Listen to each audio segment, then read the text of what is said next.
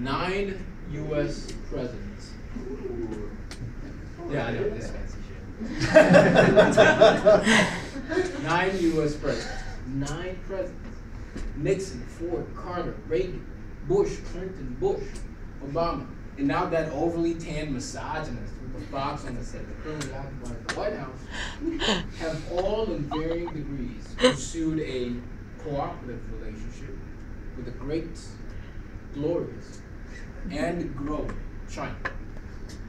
A partnership that was forged in the beginning, primarily to balance power against the Soviet Union, but was also formed at a time when China was relatively weak, at least economically, and militarily was certainly an underdog.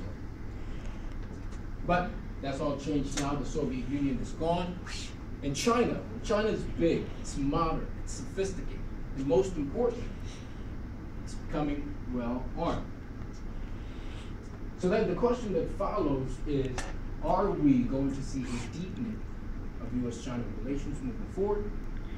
Or are we currently seeing the seeds of a rivalry being sown that will inevitably sprout all across the Pacific as hostility?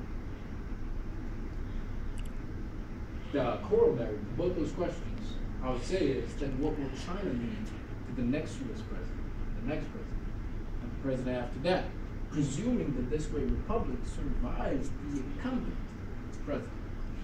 So therefore, my presentation today is to make the argument and the subsequent foreign policy recommendations for the United States of America exiting the South and East China Seas and subsequently supporting China in its claims in those bodies of water. I shall focus on the system and the individual level of analysis, bypassing the domestic level, as I see it now pertinent to the U.S.-China case, primarily because it's China's domestic political system. And I shall also argue for and against my own argument, hopefully to offer credence and also context to my representation moving forward. Now, Washington, as my friend said, has been moving away from a policy of engagement to one of confrontation. I argue that trying to contain China militarily will fail, and that the United States, Washington, should seek policies that focus on accommodating the shifting power relationships in Asia. You see, we're currently faced with a situation analogous to the early 20th century, at a global stage to grapple with trying to accommodate and contain a rising Germany. And we all saw the mistakes that the leaders made on both sides. The question is, are we going to make similar, if not worse, mistakes with China? You see, Washingtonian wise men have always used theories to try and deal with China, as opposed to knowing, which has inadvertently led to us exporting instability into the region. The infamous indictment from the previous administration, does Susan Rice know how to use chopsticks? Despite its hilarity, holds with it a ring of truth. But you see, we have so far lacked knowledgeable, culturally sensitive, on-the-ground diplomacy in front of the U.S. military in the Asia Pacific. But we have theories. And as we know, theories are precarious things at best. We have the domino theory that told us of all the horrible things that China was going to do if we didn't have 58,000 of our kids die in Vietnam. Now, the new rhetoric is all the horrible things that China is going to do if we just allow them to move out into what are their waters. See, I don't buy it. So let's take 2 steps back and put this whole argument into context. Ladies and gentlemen, this is the South China Sea, a 310,000 square foot body of water that holds not only with a vast amount of gas and oil reserves, but is estimated over a third of the world's trade passes through here every year, approximately 5.3 trillion US dollars.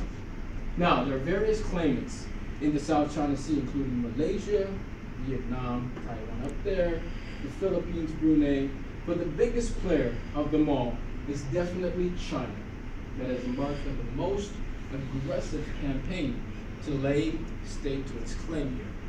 Now, the area of contention lies primarily with the Spratly and the Parasol Islands, which are semi-submerged islets and shoals that whoever owns them would own their 12-mile and 200 nautical mile economic zone and, territorial zone and economic zones. And despite the fact that China is geographically farthest away from the disputed islands, it bases its claim not on geographic proximity, but on historical precedent dating back to the Han Dynasty's 3rd century CE. Now, there are two ways that China has embarked on its reclamation of the South China Sea. The first way is... Can you go back to that? What were we just seeing on that map? Just a historical map for China's claiming in South China Sea. That goes to what year? I can't read. I'm not sure. 1600. Yeah. Okay. Now, China is embarking on its reclamation project in two ways. The first way that China is embarking on its reclamation project is through what's called map fair. Map fair, like lawfare and warfare, and all these fancy political science terms that you can tease here as they learn, involves China drawing a 9-dash line that demarcates a huge swath of the sea that they claim is historically theirs. They've gone as far as printing out new government documents that have this 9-dash line, further validating their claim in the region. The second way that China is embarking on its reclamation is through physical reclamation, by building man-made islands. As said, the Spartanese and Curacao Islands are mostly semi-submerged isolates and shoals, and so China is dumping